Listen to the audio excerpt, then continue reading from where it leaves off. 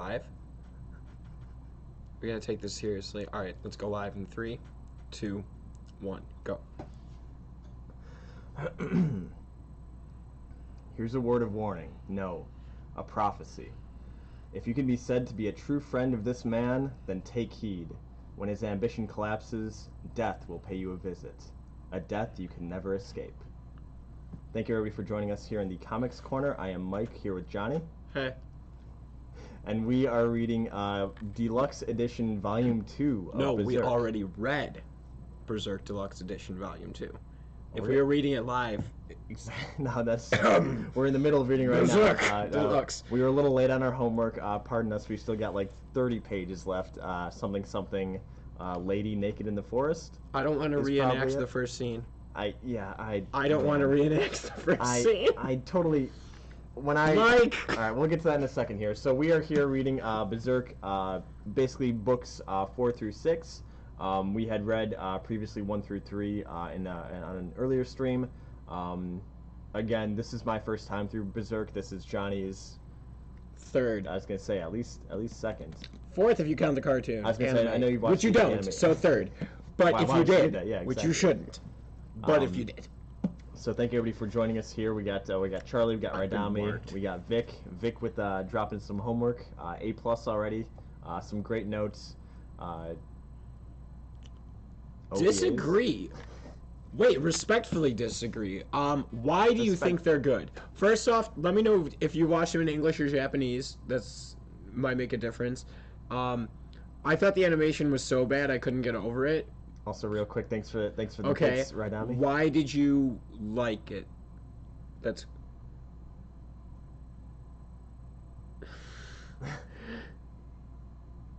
All right. Well, while we get into an argument here, Wait, I wasn't arguing. no, I know, I'm just- Oh, maybe they're arguing. Exactly. Cool. The original ones, like the original 97 anime or the original OVAs? Sorry, I don't know what you're referring to. But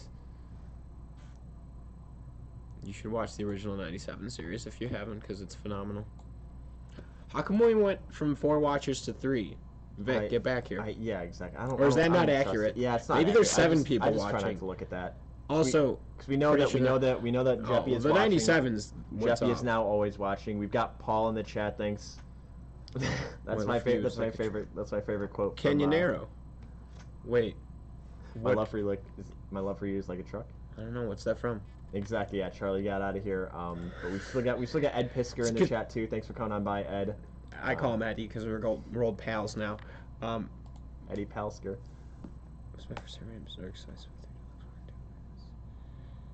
Oh, well, they're not that bad to read. I was gonna so, say, I mean, like it's a good book to speed read through. Yeah, it's like 1,200 Ain't pages, Watchmen. but it goes by pretty quick. I mean, especially because it's like, all right, there's a splash page. All right, there's dudes running into battle. All right, one of them is cut in half, and you're like already like 10 pages into it. So It's true. Well, if you don't count the depression. the depression of reading it, outside depression, or Guts's general malaise. Oh man, did you say mayonnaise? His General Mayonnaise, yeah. That's my favorite. Cool. It's my favorite member of the band of the Hawks, General Mayonnaise. General mayonnaise. They named a condiment after him. Exactly. Hell yeah, Raidami. Thank you for the bits, my boy. Always throwing bits at us. Also, still just a fan of that song from The Simpsons. You did Berserk through those. Good call. Hey, you know what's cool? Charlie in the chat. Remember in Tony Hawk's Pro Skater 2 when you could, or was it 3, that you could be Wolverine? I think it's 3 actually, that you're Wolverine, and he has that Berserker move.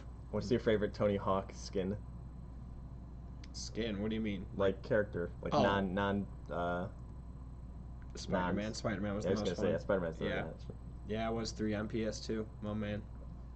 Raidami buying Pokemon packs on the comic stream. I love it. All right, Raidami, we're all out, my man. I'll have to see what we can do. Actually, Raidami, stick around. Next Monday, we're gonna be cracking open more packs of Darkness Ablaze. So I'll keep yours in the queue. So stick around. Don't leave until next Monday. Exactly. After Yeah. Sorry, the stream. Raidami, you are stuck here. But speaking of being stuck here, man, Guts can't really escape this fate, can he? No. Wait. This I leave that If on. you have not, I no, leave oh, I that know, on. I do That's too. so I was gonna say, sexy. if you have not heeded this warning, you should. but It's very Heads parental up, advisory. exactly. If you're our letting your warning- children read this, you're really cool parents. That's Really cool parents. cruel. Did you say? Cool and unusual punishment. Yeah, this a spoiler alert for things coming up. I mean, especially God, like page 1, like we are right back into it. It opens with rape. I could. I'll just say it because sometimes Mike won't. It opens with rape. Yeah, Rape. I didn't say it at the end of the first one. You're right. It's an intense story. Yeah, like, and I totally forgot that. Like, we all read it because when I opened up volume 2, I'm like, oh, I'm ready to get back into some Berserk. I want to see the tales of young Guts and his rise to being the Black Swordsman. And then I'm like, where did we leave off? And then turn the page. Oh, that's right. You know, I'm fairly certain this is one of the things this is one of the things that the anime didn't include. Yeah, Vic, I don't think the book A Man with 1,000 Faces had anything about the scenes in this book. That's pretty funny. Wait until. But okay, like I always say with death, like we were talking The Walking Dead, how I think death is an important element. Like real messed up things happening to a character gives them real development. Yeah. So There's from a genuine lot like of trauma in story these books, reading perspective, like it's a powerful tool to have him go through something that messed up and traumatic as a kid. Yeah. And to see how it carries over throughout his life. Pretty resilient dude. Yeah, I mean, as we learned at the word end, of the day. exactly. Yeah, there's definitely no shortage of that between. I wish this was Pee-wee's Playhouse, so like things just started exploding. We got Jeffy going crazy about it. Yeah, that's right. Real quick. Yeah, lest I forget. This is what I'm doing it for every day. Bro, and how about these books?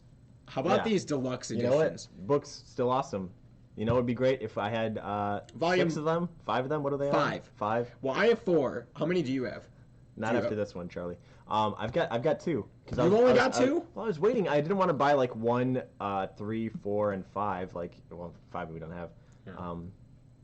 Vic, we're out. Yeah, we're waiting on more. Yeah, Wait, did we order more? restock. Did you put that order through tonight? No, not yet. Oh, well then we could do it after. All right, and we'll fine, add some more Berserk. Yeah. We should just re-up on that all. We need to. Yeah, we're no, out. I have been. We're But out that's of the that thing, Berserk, it's like, dog. These ones we were waiting on, and they just randomly like restocked us. Yeah.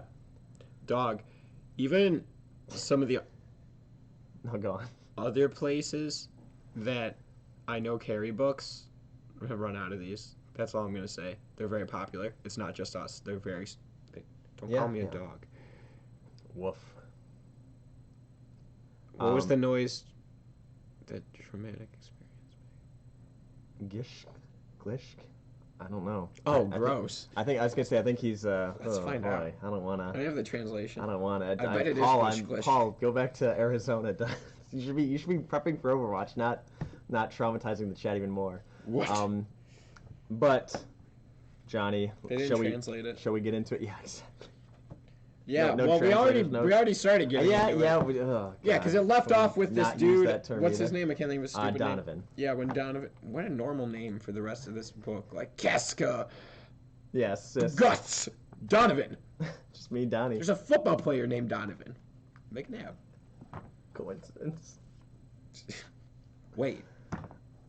Oh no, that was Mike. Yeah. Never mind. Okay. That's wildly different. Yeah. But yeah, it does open up with Donovan violating Guts, which was also the way that volumes book 3 ended.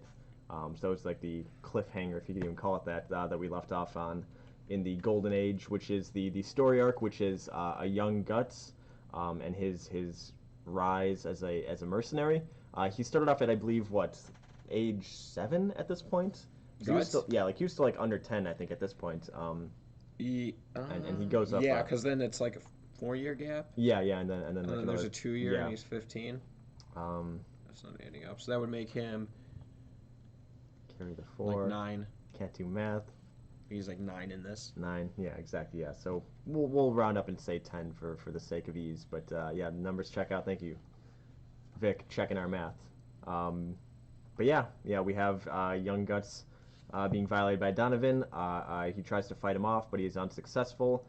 Donovan leaves later in the night after revealing the fact that Gambino had basically taken money from Donovan to allow him to do that. He pimped him out.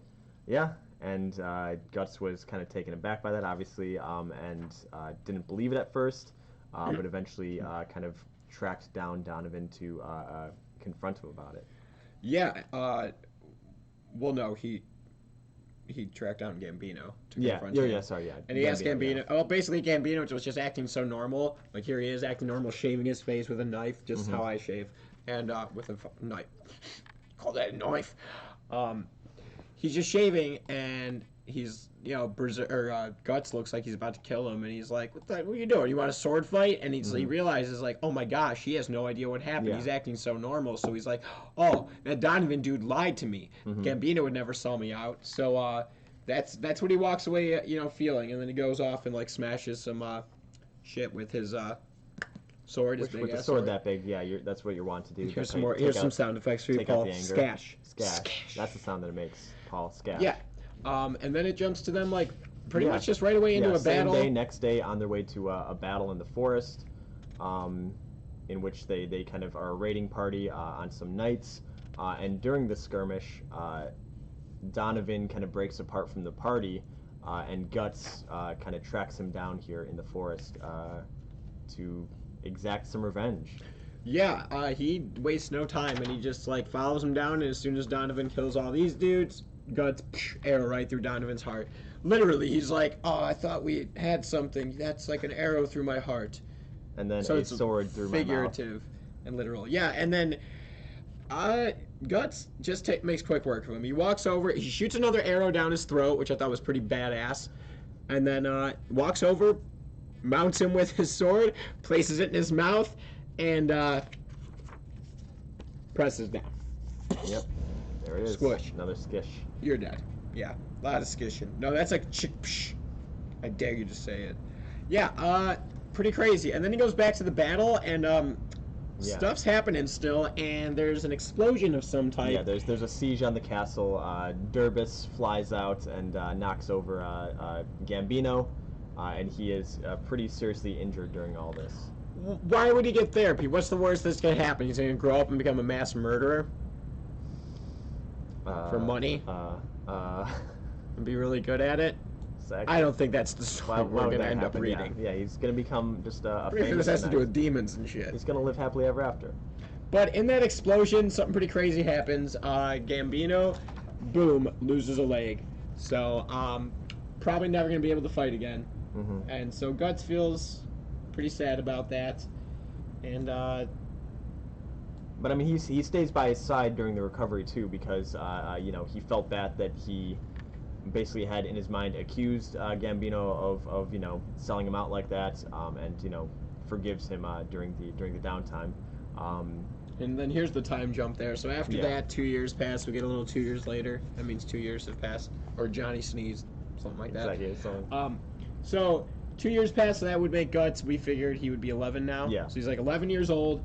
A little bit bigger, sword's probably a little bigger. He's in battle. He's holding his own now. He's like killing people. He's a little badass. I feel like the art a little bit further into the book changes, like he improves. Yeah, I was gonna say, like that's one of the nice things is like just as I was reading it too. Even these volumes, I'm like, oh, he's getting better. Like, cause some of the Guts faces looked a little hokey in the early ones, but whatever. Who might have judged? Well, yeah, and it doesn't have that same like.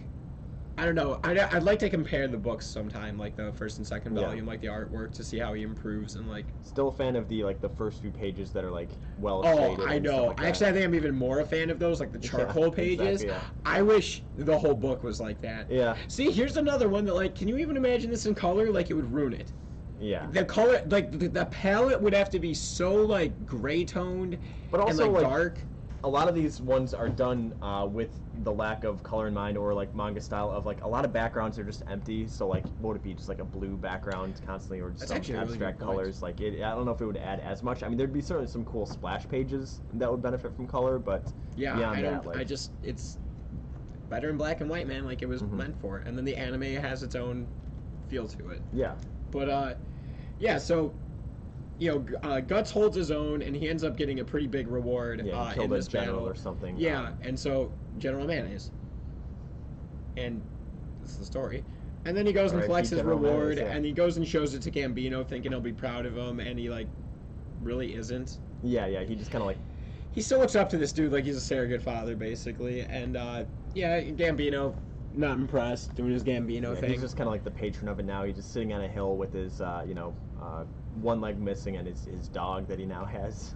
I like the dog. We don't get to see that much of the dog, but for every panel that the dog is there, I'm a fan. And then, lo and behold, that night, it's raining, it's pouring. The old man is snoring. Wait, no, he's not. He's awake. He is pillaging, because the raping already happened. Donovan. Gambino busts into Guts' tent, missing leg. Mm-hmm. But, I've thought this every time I've read it. He looks looks like he's possessed. I thought it was going to be just drunk. I thought it was going to be a nightmare sequence or something like that. Yeah, and he just starts attacking Guts, and he's blaming him for everything. And, he says that you should have died the day that we found you. Here's a little flashback to that. It's like the tree where he was, found. And he blames him for the death of his wife because she died after he showed up. Yeah, like all the bad events that have happened to him and the company, the mercenary company, he's pinning entirely on ever since they found Guts. So yeah, and so they start just going at it. He's battling him, swinging his sword, swinging his stick, and Guts is basically left with no choice because he's about to get killed, and he turns his sword on Gambino, and boom, right through the throat. If only I could see that in full charcoal, Johnny. That would be sick. Although, so that's the last of the first. Yeah, of the first volume chapter. I guess chapter we'll call it. Yeah. And then boom. Chapter 3, but chapter 2 of the book, but it's called. Exactly. Because the Golden Age arc is divided into chapters. So, you wanted to see it in gray tone. I would love to. Boom. Dude, look at this artwork. Look at this unbelievable artwork. He just slides down the sword by the throat. Pretty sick, man. Well, blaming Guts for everything. Was he wrong, Johnny? Who? Gus. No, he had to do it. There we go. What do you guys think? He had no choice, right? Yeah, I mean, yeah. At that point, I don't know if you had mentioned, but Gambino had acknowledged that he did sell him out to Donovan at that point too. So that was kind of like the last. Oh yeah, in that. Well, I'm sorry, should have mentioned that. Yeah. Even if he had, exactly. which was blameless here. I just figured that he one-leggedly fell onto the sword that happened to be lifted up. It was an accident. I was cleaning my sword. He walked in. He stumbled in literally, and then lost his footing, lost his foot. So. Thank you, Paul, for that. The voice of reason. Exactly, yeah, he slipped. It was a rainy night, so we know that the grass was wet already. So yeah, it was an accident waiting to happen. And then, speaking of accidents, oops, I guess the tent is now on fire. And people in the camp kind of rush in. They see Guts, bloodied sword, Donovan laying face down in the grass. And they draw their swords on him to try and get answers. But first, Guts knocked over this little lantern with flame. Basically, this entire story is based in Chicago, before the Great Chicago Fire. This is what happened? This is how it started. You thought it was that stupid cow. I thought cow. it was a cow, but... No, Gambino went in to kill Guts. Guts knocked it over after he defended himself, killing Gambino. First city got burned down, boom, second city's built. Thank you, Guts. There you go. Thank you, Second City. He's probably a Cubs fan. Wait, is that you said that like it was derogatory. I thought you were a Cubs fan. No, I am a Cubs fan. I'm saying that like he's probably on our side. Oh, gotcha. It's like a diss towards Sox yeah, fans. exactly, yeah. Guts, he's on our side. Griffith, though. Griffith is a Sox fan. Anyways. We'll get to Griffith soon. So yeah, people start attacking, thinking that he killed Gambino. All the mercenaries are blaming him for everything. They're like, hey, he's an evil omen. He literally says it right there. This other mercenary. Yeah, so they're like, okay, we're going to kill him. So they start attacking Guts, chase after him. And one of their sharpshooters, boom, nails him in the back with an arrow. With the bolt. What do you call one of those things? A bolt. Crossbow. No, crossbow. Yeah, crossbow. Oh, that was like a cool angle with the camera. At least it is on my screen. That's still good. There's another, man, we got all these emojis waiting to happen. Yeah. Gun. Oh, that would be a cool one. Oh, I can't wait to bring my sword on here when I get it. Well, it's just bookends, but whatever. Oh, I thought you meant an actual sword. Yeah, I mean, yeah, we're gonna be bringing our bookends here soon. Once we have all 15 volumes to go in between them. But yeah, he gets knocked down, falls off a cliff. Do you have the page where he's looking up at the stars? I thought it was a good splash page. Yeah, right there. Next one. There we go. Yeah, this one is bad. There it is. Yeah. What a lovely story this is. It's peaceful. It's tranquil. I hope there aren't a pack of wolves that are now gonna try and hunt our poor boy down. Yeah, Chicago Wolves. Is that where they got it from? It's history, man. But yeah, Guts gets Yeah, so he's approached by a pack of wolves as he's kind of like having an existential crisis as to, you know, who he is, what he's doing out here, and he's just kind of on autopilot mode at this point, and he just kind of has to fight off these wolves as he's basically tired. You know, he just killed his mentor. He, you know, left the only kind of family that he knew.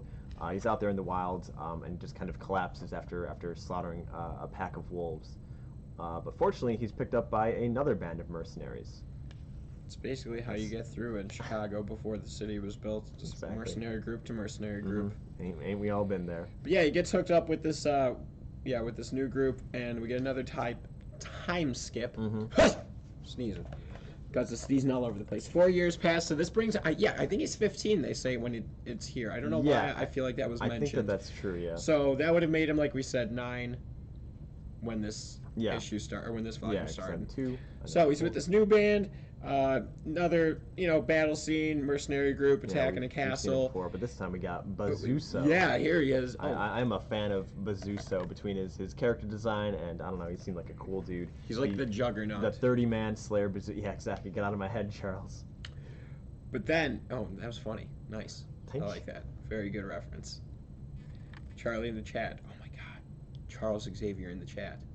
But so Bazuzo, so what's his name? Bazooka? Yeah, Bazooka Joe, General Bazooka Joe, the 30-man Slayer, is kind of the I forget who was in the first book, but there's I feel like that's just an archetype here in Berserk. That is, yeah. Here is big lumbering dude with huge weapon that they use to like handily cut dudes in half, and now Guts is standing off against him because they've gotten to the point in this siege where it's the final push. They have to go past Bazuzo. None of the other mercenaries are man enough to do it. They're all kind of, standing around saying, "You go, no, you go."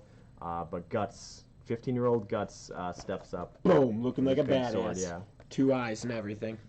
Yeah, man. Hope he keeps those forever. Exactly. Yeah. Hope those eyes are okay. Those beautiful baby blues. Yeah, green, brown. Man, if only they colored that in. Beautiful eyes. I could tell what color his eyes. Those beautiful eyes. That beautiful eye. But yeah, that's him, dude. So he basically walks up and just starts talking smack to Bazuzos. Yeah. Is that his name? Bazooka Joe, yeah. Bazooka Joe. Yeah, this towering knight that nobody was able to actually even go up against. He kind of handily beats him. Well, I mean, there's some struggle, but well, everyone's amazed at how fast Guts is. Yeah, like, oh my god, look how fast he is. They got him. I love the artwork here. How the sword shadow is I don't know. You'd have to see it to really appreciate it. You should buy these. Order them. We'll order more. You buy them. Exactly. Buy them. You should buy a couple each. Sure, why not? So that you can open one and keep one sealed to sell it later when the whole set's out. And then the one that you do open, hopefully you're doing the proper eye. How's the eye looking? No, we're too early into the book. Well, wait, actually, this was yours. Did you stretch the spine on this? Yeah, I tried. I don't know if it was... You tried. Open mine the right way, thanks to Johnny. I mean, I think I did. But... And also, wait, real quick about that, just because I remember the first time I was like, what the hell's going on? Sometimes you will hear a little slight cracking. That is normal. That is the glue in the spine. That is supposed to crack when Johnny, you're breaking it book. in. Yeah, right. That's what you would think. But no, the glue cracking is normal. Like that, it loosens it up. Exactly. It's like... yeah. I'm just cracking my glue, stretching my spine. Yeah, stretching my spine. Getting a nice eye. Yeah. Okay. So he's fighting Bazooka Joe, and he finally gets a good swing in. This is a badass Yeah, I was gonna say there's some good violence. Right through the head. I bet he has a splitting headache. He could be Two-Face in Batman. That's all I got. Why are the knights saying this? They're not done yet. Why are the knights saying that? Why aren't the knights saying that? Why are they? Yeah, exactly. I was just reading from the book. Stupid writing. Griffith did nothing. Hell yeah. Ari! Ari Gatsari in the chat. That was kind of a guitar noise, but I was making bass motions. We're not even at Griffith, but I was waiting for somebody to tell me how Griffith did nothing wrong. I don't know, honestly, Johnny, as somebody who's never read this before, and I don't know what the twist is that happens. Yeah, no spoilers, Ari, because he hasn't read them yet. I'm on Team Griffith so far, but we'll get there. We don't even know who Griffith is. What the hell are you talking about? This is my first time reading this book. If you turn the pages, after Bazooka Joe has been topped. Well, we get some more charcoal pages right after that, because that was the end of the chapter. Beautiful charcoal, more fighting. There's this dude looking on with this familiar-looking helmet. Yeah, familiar in the sense... Hawk face. Wait, what's up, babies? What's up with you and your soon-to-be baby? Hello. Daddy on the way. Everybody, a round of applause for Ari. I hope you weren't keeping that a secret because I just told the whole internet. Did you know Ed Piskor, the comic book writer, watches this stream? He's watching right now. Ed, please. Keeping the twist from Vic. Yeah, keep untwisting to Vic, and then when you least expect, twist away. I don't like what that. Do you think that's what Donovan and Guts were doing? Never mind. You think they did that stuff? Exactly. Yeah. Ariel is complete. Yeah, Ariel's completely right. Pretty boy. That's all we need. That's all we need. All right. So Johnny, we see the hawk helmeted man, standing by, watching from afar as the battle rages on. Gazing. Oh, dude, I love Hooters, and I don't give a crap about their waitresses. Their wings are delicious. We should order those for here. Vic, this is a goth IHOP house, and you know that. When you bring cake, we should get Hooters wings. It's like delivered. It's not delivery, it's to Hooters. I don't like anything that you said there. It's okay. You don't like Hooters wings? No, the way you said it. That's okay. So anyways, this dude in the hawk helmet watches on as Guts just easily kills this guy Bazuzos. Yeah, one of the mercenary leaders. And then the fight's pretty much over. Eddie Mercury looking dude. So Guts goes and gets his reward. The dude's kind of offering him a full-time job. He's like, "Why don't you just work for me? I'll pay you handsomely." Exactly. And Guts walks away, and then this dude goes up and grabs his arm, and Guts is like, "Don't touch me!" And you're like, "Yeah, we saw the first few pages, buddy. Me, it's Eddie okay. Mercury. Yeah, exactly. Nobody's gonna touch you ever again, buddy." And he looks really weird, and kind of. Why has he got that mustache? Why do you look like Freddie Mercury? Oh my God! Yeah, we both. That's what I said. Yeah. Bohemian Rhapsody was about Guts. You didn't know that? It's in the book. Damn dog. That's the way you pronounced it. But yeah, so as he leaves the battle, the mercenaries are laying on a field, and Guts is walking by, and they notice him as the guy who killed the general, and they figured that he's probably got the general's reward for doing so, and he's all alone. There's a bunch of us. Why don't we rob him for that money? Smart. Let's rob the guy who just killed Bazuzos. Exactly, yeah. Nothing to go wrong there. Yeah, and so they ask Griffith, who's just laying there. So it is Griffith, in fact, the guy that Guts was trying to attack in the first book that was a part of the God Hand. Same name, right? Weird. That adds up. Yeah. You writing that down? Uh-huh. Griffith. Bad guy. I do have the names on there. But yeah, so Griffith, he's this dude. He's this young blonde dude sitting in the field with a band of isn't it just like pure white, like bleached blonde? I guess it is. Yeah. Snow White and the Seven Dwarfs. Adds to his pretty boy look. So yeah, they go attack him. Griffith says go ahead, and this dude Dante, another normal named dude, goes after Guts. Bad idea. If your name is normal and starts with a D, don't try to fight Guts.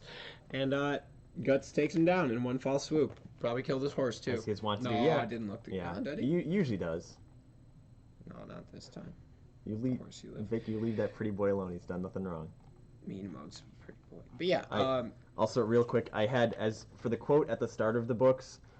This one I had two of them, and I basically just said to Johnny, "Hey, do we want one from Nosferatu Zod, or do we want from Griffith?" And he just immediately shot down the Griffith one. So I had it ready, but no go for this one, just because people hating Griffith. Do not cyberbully our handsome boy. Wait, Vic, do you know what happens, or you really are learning this all for the first time? I believe it was learning it all for the first time. in the same boat as me here. Excellent. First Nice. time, yeah. We're along this ride together, so. Uh, but yeah, so Guts kills Dante, Yes, and the everybody design is kind the of best. notices that they're struggling, and so they're like, "Hey, we should go help them." And Griffith sends Casca. Mm-hmm. So he sends this person, Casca, and Casca goes in to face off against Guts on a horse. Comes in, swords ablazing, and Guts takes her out. What's up, Twerked? Who's Skull Knights? Is that General Bazooka Joe, or is that somebody No, else? Skull Knight. We haven't gotten there yet. Oh man. No spoilers, because Exactly. some of these guys haven't read it. Exactly. Wait, who's Twerked? I don't know. Thanks Hey. for joining us, Twerked. Welcome. I'm Johnny. I'm Mike. This is the Comics Corner. Exactly. Please step into This the is corner. Berserk Volume 2 Deluxe Edition. We're reading this. I've actually read this. I've read most of Berserk, but Mike, this is first Yep. time. And Vic's first time in the chat, so Hell we're yeah. here discussing. Tell But us yeah, how much you like Griffith. Me? Look at no, it twerked. Anybody in the chat. Look at this handsome fella with his sweet hawk mask just casually riding by Who, this guy? as Griffith fights Casca. No, Guts is fighting Casca. But Sorry. yeah, Guts Yeah. is fighting Casca, and he like takes her off her horse, and then when she's off the horse, her helmet falls off, and he realizes it's a woman. So lady. So this is the I first can't- I woman can't kill a lady. in this past like flashback, I Yeah. suppose.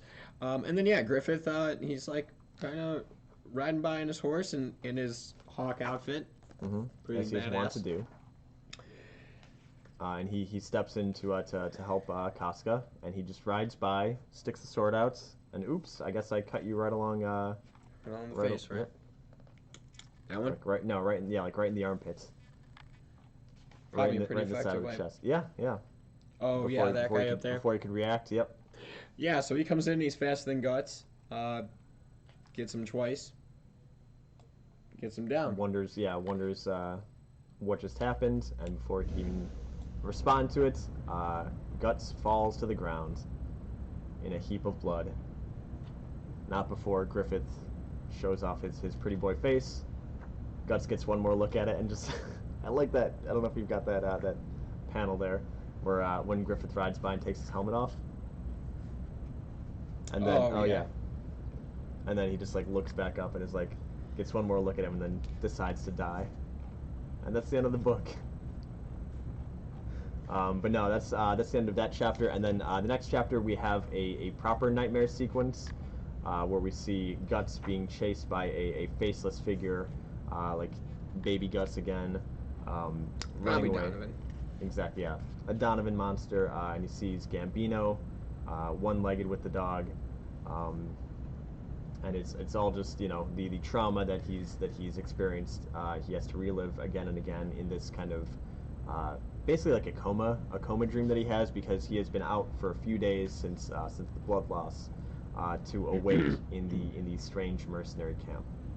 Yeah, but in his like nightmare sequences while he's like dreaming, he also has like a memory of like him sleeping with a woman who's Casca, and you're like, hey, what's Casca doing in bed with him? And then he comes to a few days later and he wakes up and he remembers right away Griffith, and he's like, oh shit. So jumps out, realizes he's among these mercenaries, noticing all these young, good-looking mercenaries, Exactly, yeah, friends for life to be. Not his first mercenary party he's been part of, but definitely the youngest in average age. And yeah, we get to see some life in the mercenary camp. Casca is definitely a little bitter that Gus is awake, and he says, I wish Griffith killed you. We find out the reason for that kind of animosity is, well, one, there's definitely some tension between her and Griffith. Definitely a little. Yeah, because she wanted him okay. dead. She just Exactly. wanted Guts to die, and Well, I feel like Did you mean Gus? she likes Griffith. oh, that type of tension. Yeah. Yeah. Exactly. Grrr. Who But he made her doesn't? sleep with some other dude. Exactly. Well, I mean, Not sexually. exactly. Yeah. It was. It wasn't Donovan. As Griffith, as Guts was unconscious and basically like in a coma, like hanging on to life.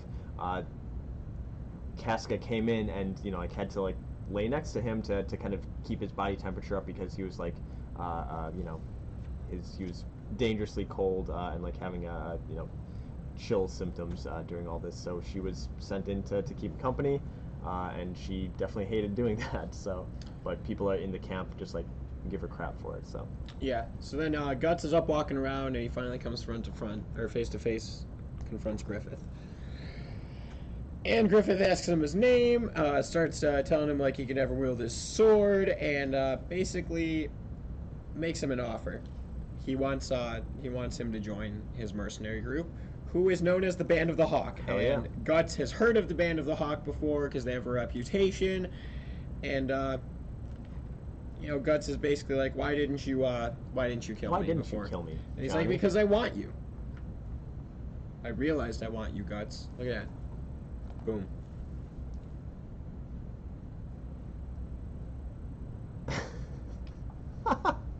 Oh, is that the thing we were talking about? Yeah, he does.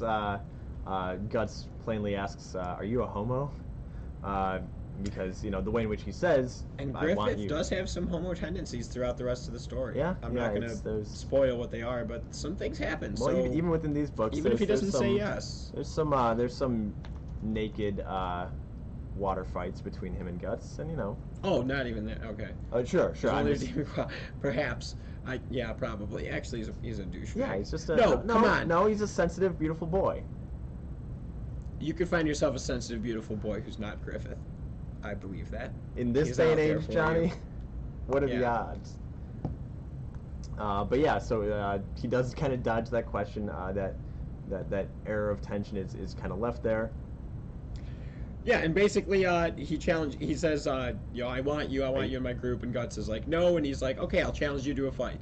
Like, if you win, you have your freedom. If I win, you're mine, and you're joining the group. Basically, that's it. So, they get into the little sword fight, Guts with this big ass, Dragon Slayer, and Griffith with his, like, French fencing sword. I don't know what the hell you even call that thing. Oh, I never realized. Wait. Yeah. Check this out. Also, real quick, while you're doing So that, relevant. I didn't realize that Judeo was a boy. I guess that was maybe on me. I don't know if they actually mentioned. Also, a good friend sent this to me and used one of those like face changing apps. Turns out I am also a sensitive, beautiful Oh, girl. hell yeah! Are you kidding me? Can you see it? A little bit closer, this one. Hell yeah. Look how beautiful I am. Look at my Dude. cheekbones. That's girl me. Jean, would that be a good Johnny girl Hot name? Jennifer.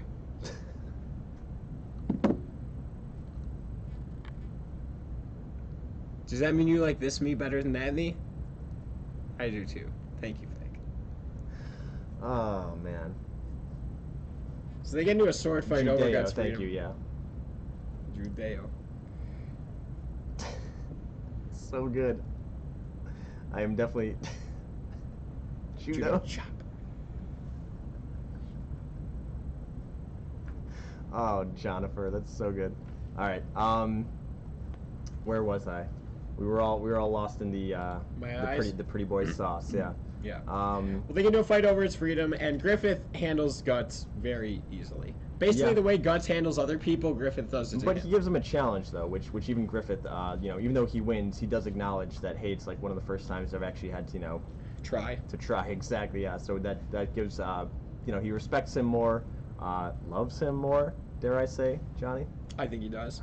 Yeah, I mean, that's a really cool fight scene. Like, I don't want to he undersell it. Yeah, There's a jumps lot of onto the cool sword. shit. Yeah, just some real swashbuckling nonsense with his fencing rapier versus Guts's. Guts huge uses sword. his teeth I was to gonna defend say against that's the a sword great at some scene. point. Yeah, Like, you gotta buy the book to read all those details, though. Like, we can't explain those. They're just amazing. so Man, good. love, it's a strong love. Flexing love. A sword standing type of love. Ladies just wouldn't understand. And then they just get into What kind of sword are you talking about there, Mike? the one that you bite in the middle of a fight, like Guts did. I don't think you're supposed to bite. Ooh, boy. I forgot how I feel. Yeah, dude, he does some pretty crazy shit. Yeah. And then because at the end of it, they just get into like a full all-out brawl. They're punching each other. Griffith again, might be a pretty boy, and you wouldn't expect it, but he is a handy fist fighter, and ends up breaking Guts's his shoulder and his elbow. Dislocates his shoulder. Yeah, dislocates his shoulder in the fight, and just kind of like leaves him there. Yeah, I got him in the arm bar. Yeah, you hate to see that happen. It's true. And then he wins, and Exactly. Guts is his. Now you belong to me. Yeah, and Casca gets pissed when he says that because he's like, oh, he's never talked like that to me. Exactly. That's what I was saying. You Yeah, belong to me. There's definitely the tension with Casca and. Sexual tension. Yeah. unrequited love, it feels. And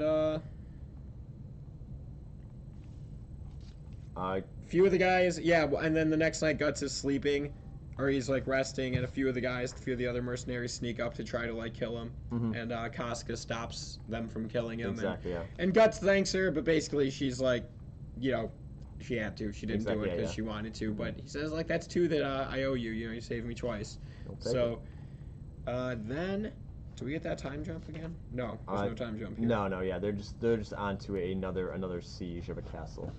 I do like this nice panoramic view of the landscape.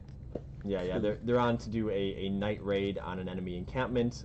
Basically, the plan being. Oh yeah, and this is Guts' first time going on a mission with them, and he's gonna hold up the rear, basically. Exactly, he's the rear guard, because the plan is to approach this camp, go through, burn their provisions and their weapons, anything that they've got, and then just ride through the camp. Back to base, and as they're riding back to base, all the knights in the camp are going to be chasing them, and who will be holding rear guard? It's our boy Guts to hold off a couple hundred. Classic raid. Yeah. That's how me and my friends do it. Textbook even.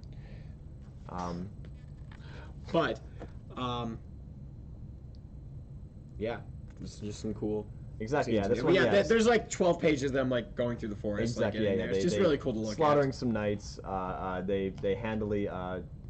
Go through the plan. They set everything on fire. They ride on out, and then the last scene in the book is 100 knights coming after him, and Guts holding his own, as only he could do.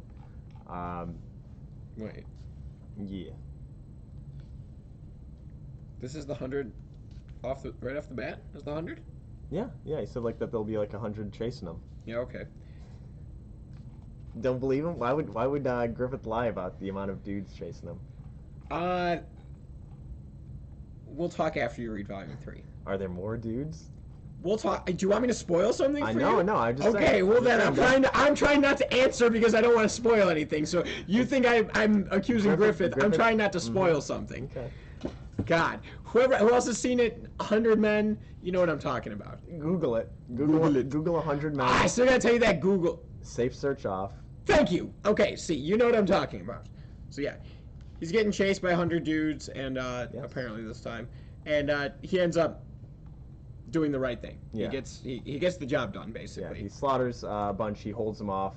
Everybody kind of reaches the encampment, but he is left to kind of hold his own as he makes his way back at a slower pace.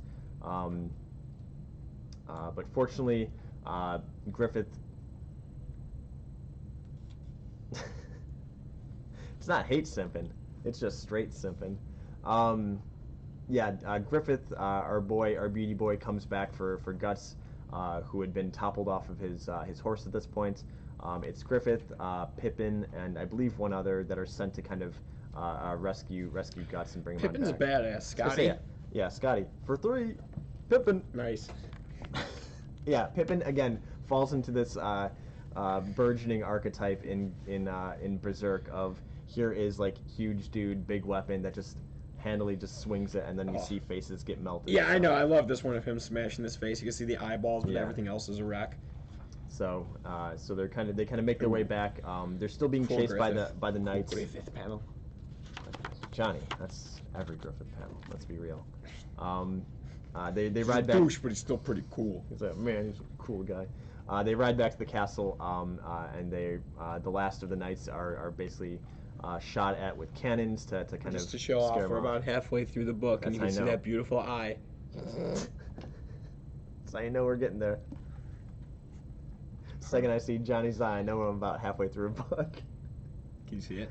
Hell yeah, dude! Once we get our bookends, we're gonna be so psychically linked that it's gonna be almost like a Ouija board. I'm gonna look through the eye of my book. You're gonna look through yours, wherever you are. We're gonna see each other's eyes. See each other. Hey Johnny, this part was really cool. Yeah. You want to get some tacos tomorrow? Hell yeah! And then we did. See you at the comics corner. I'm even drinking horchata from our boys out in Los Camales. Ooh, me too. Pour one out. Yep, there it is. On. Ooh, good old horchata. Exactly.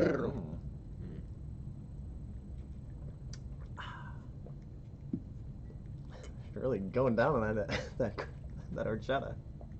Hell yeah! Of course they do. They're proper Mexican joints. Yeah, it's a real Mexican place. It's very good. They sell it by the half gallon, which of course I got. I think they also smell smaller ones, but you do you, man. Am I gonna get a cup? Why would you get a cup when you get a half gallon? I agree. If I'm gonna have here till 10, I gotta drink something. Oh wait, hey, I want to ask, what's the general consensus on Starbucks in the chat? Because we hung out with Christine in the chat last night for a little bit. Yeah, she did bring us some French fries. Yeah. Real quick, review within a review. Checkers fries, pretty good. They're right up there. Okay, on a scale of 10, pretty good. What does that mean? Like a 7? This guy. Give me a number. No 0.5s. None of that crap. Solid number. Now. 8? Okay, so what fries get a 10? So I know what they're going up not a against. fry man. Also, we talked about this there. It's, my thoughts on the. Waffle fries? He likes waffle fries. Mm-hmm. Well, specifically from which shall not be named. Well, I wasn't gonna say it. So, anyways, yeah, their raid works. Basically, it goes really well, and everyone's like, "Hey, this Guts guy, he's pretty good at what he does, swinging his sword around." His first, quote unquote battle or skirmish with the band of Hawks. And then they're all celebrating after, and they want you get to meet Rickert, and Pippin gets a little more. Man, Johnny. What? I don't want an answer to it, but let it be known now. I hope Rickert gets out of this okay. What a nice. Speaking of nice little fellas. Who throws the knives, Judea or Rickard? I think it's Judea. It's also, again, I forgot that Judea was. I'm also not going to answer your question. I thought Judo was a girl too, but yeah, what a nice fella. Yeah, don't tell me, but I hope Rickert's okay. I like him. So, anyways, they come to get. I'm not answering any of your questions. I know. It's a rabbit hole that you can't ask questions. I just need to say it out there, so then when eventually he is brutally slaughtered or something bad happens to him, I can be like, man, pour one out. I'll pour out some horchata for my boy Rickert. We'll see. He just fires off his crossbow. He's just a nice little guy. So, yeah, they're like, hey, Guts, come party with us. And Guts is like, no, I don't party. And they're like, yeah, we're not taking no for an answer. And so Pippin picks him up. Scottie Pippen picks him up, slam dunks him from downtown. From downtown. Nice, dude. And yeah, they get down and, they convince him to have a few drinks with them. And then you see Corcus. Corcus, we didn't mention him. Corcus is in the Band of the Hawk. Yeah, he's one of the few guys we get by name. Yeah. He's a jackass. He was the one that initially tried to kill Guts on the road. Yes, him and Dante went to kill Guts, and Dante got killed, so Corcus really hates Guts.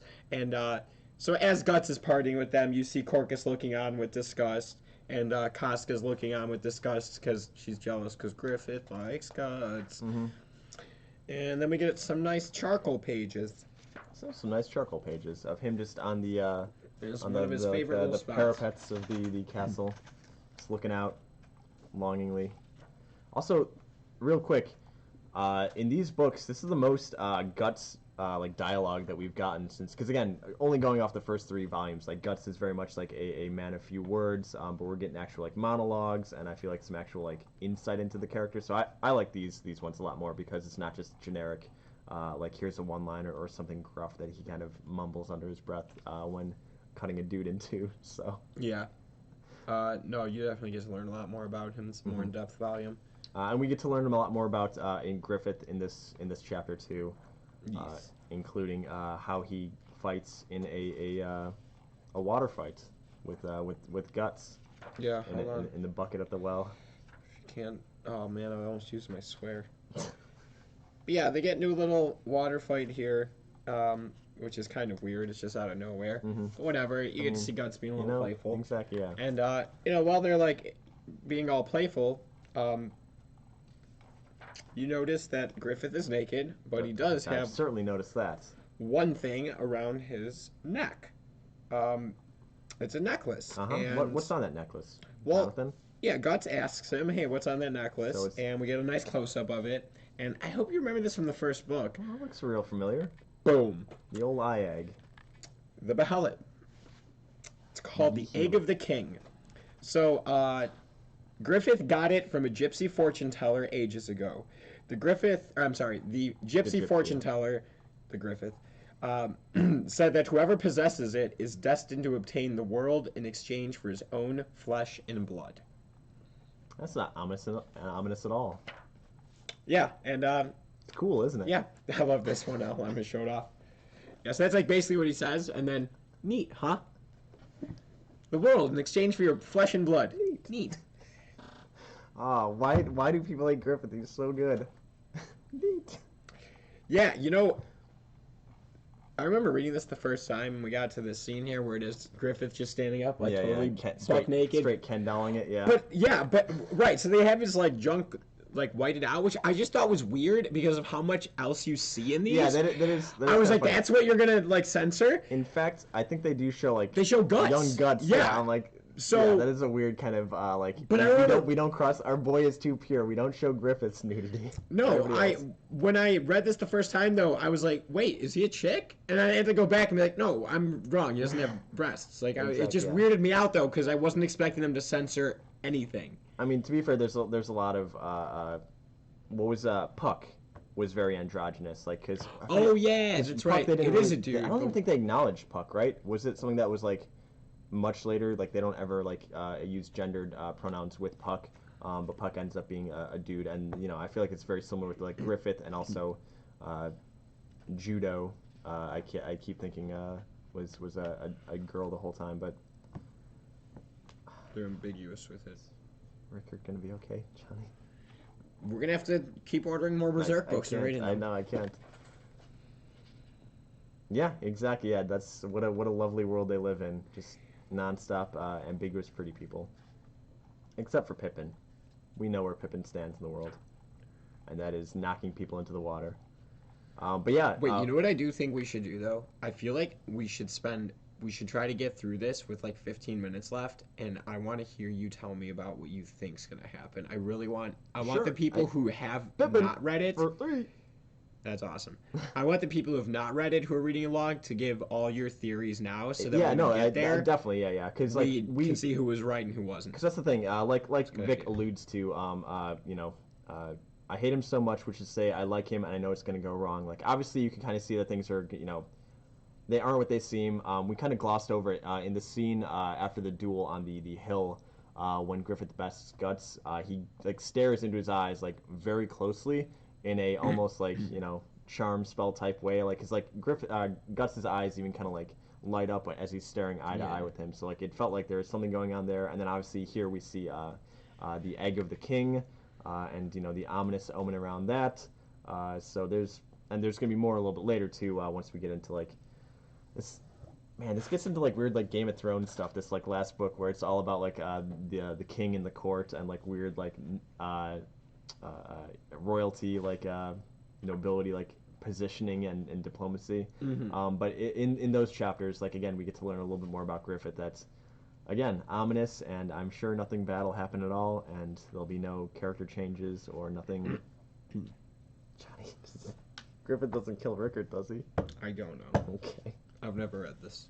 All right, fine. At this point, if I'll accept anything that Griffith does other than kill Rickard. That's the line that I'm drawing in the sand here. So we'll have to keep track of that and see what happens. Yeah, take notes now.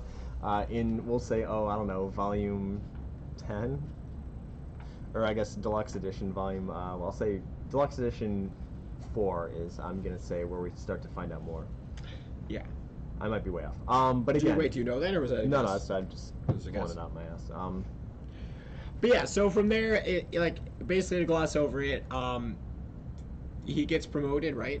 Yeah. Again, he starts going up in rank. He actually, among the band of the Hawk, he now has like I think it was like 10 men that are like part of his like squad or whatever. Like, but you know, he is now a small leader in the group. And he's starting to actually feel like he has a place, like a family. And there's like a lot of back and forth in his head about like, do I even deserve this? Like. Mm-hmm. Because he had like his mercenary group originally, and then he had Gambino, and then he killed Gambino, so he's all confused. Yeah. Rightfully so. He got raped as a kid. He's messed up, dude. Yeah. He also kills a lot of people, which usually justified. Yeah. Usually. But then, so going forward, we start to learn about the War of 100 Years. That's what I'm calling it. That's what it is, yeah. Yeah, Well, the war has gone on for 100 years. But yeah, so we go always. forward, and they're going forward into battle, and it's their mercenary group, Band of the Hawk, and versus like the black ram gang. What was it? yeah, the Black Ram Iron Lance Heavy Cavalry. Heavy cavalry. I love the name. Yeah, they all have these ridiculous names, which is the fine. second one that we see like right at the end of the book, it felt, I don't know, I laughed at it because it felt like it was just a good parody of the original one, but also at the same time, man, do they have some sweet armor. Like I'm a huge fan of the armor and the weaponry in this, so I'm like, that is a silly name, but also look at those fucking guys. Like they just one dude like drives the but then can they stand up to this? Chances are probably not. No, I'm gonna show the guy I think you're talking about. Yeah, dude, look at those guys. But yeah, so they're going forward into battle, and Guts is a total badass now. Yeah, again, another one of these things where it's like, oh, you know, the Black Ram gang, you know, those guys are unstoppable in battle. Surely Guts can't take them like 1 versus 100. Yeah, and then the Band of the Hawk shows up. Yeah, Griffith, our literal knight in shining armor.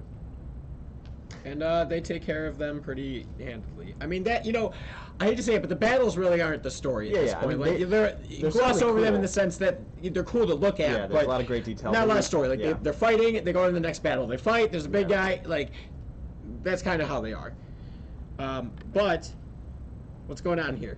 What's up with Casca and Guts? I hope it's not any kind of tension going on there. Sexual? Huh? At most, it's, what is it, tsundere?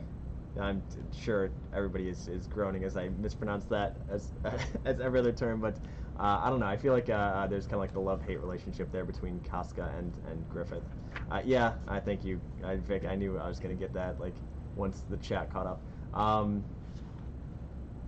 But yeah, like they're at odds because as Guts is kind of rising up in ranks, they're kind of butting heads against each other. But again, it seems like there's some kind of underlying tension between, almost like a love triangle with Casca, Guts, and Griffith, which Griffith always seems to be the one to kind of quell the arguing that's going on between them. Because I don't know, both characters seem to like Griffith, so you know, of course he's the one that's yeah, they follow his lead. Exactly. So. But yeah, then because of how well they did in battle, basically Griffith is knighted. Yeah. And all the other nobles think it's like a joke that like some commoner, some like general who came out of nowhere gets knighted by the king, and it really rubs them the wrong way, and that's something important to keep in mind. Yeah, surely I hope there's no politicking that goes on with all of this. Yeah, here's one shot of him kissing the sword after he gets knighted, real quick. Yeah, and then I think we're running up on the end of the chapter here. We are, and then we get the next chapter titled Nosferatu Zod. Hell yeah. Part 1. What a great name for what a great dude. Nosferatu Zod. I sure hope we see that man again. And man in quotes. Definitely not man beast. Yeah, so Band of the Hawk with Griffith as a knight, leading into more battle, and they're going up against the immortal Nosferatu Zod. Yeah, and here's the first like outline shot of him. Badass looking guy. Guy, in quotes. So they're coming up on this battle, and basically there's this castle where there's one entrance and there's a bunch of dead soldiers around it. And so the Band of the Hawk is approaching, and Guts wants to go in and fight. Naturally. Yeah, because they already sent 50 men in there and nobody's come out. So Guts wants to go in and see what the hell's going on, and they know they've got Nosferatu Zod cornered. And finally some dude comes out, half-eaten. Like, look at that. He was like half a person. Nosferatu Zod, yeah. he says. And that's the end of him. He just dies there. And the end of another, like, 50 dudes inside that chamber, too, when we first see Nosferatu Zod. Again, straight Ken-dolling it, but... yeah, so, yeah, Griffith gets to go enter and fight, and when he's walking in, it's just a bloodbath. It's like a slaughterhouse. There's just all his dead soldiers all around. Here, literally, this scene's... Yeah, the wall of corpses that he has to, like, go past. But yeah, he confronts Nosferatu Zod for the first time, and sees him in all of his glory. Yeah. Wild. Very wild. But we get to see this demonic-looking creature. Oh, what's up, Christina? Spine in the chat. Again, we just thanked you like 20 minutes ago, 30 minutes ago for the Checkers fries last night. It was a good time had by all. You know who's not having a good time though?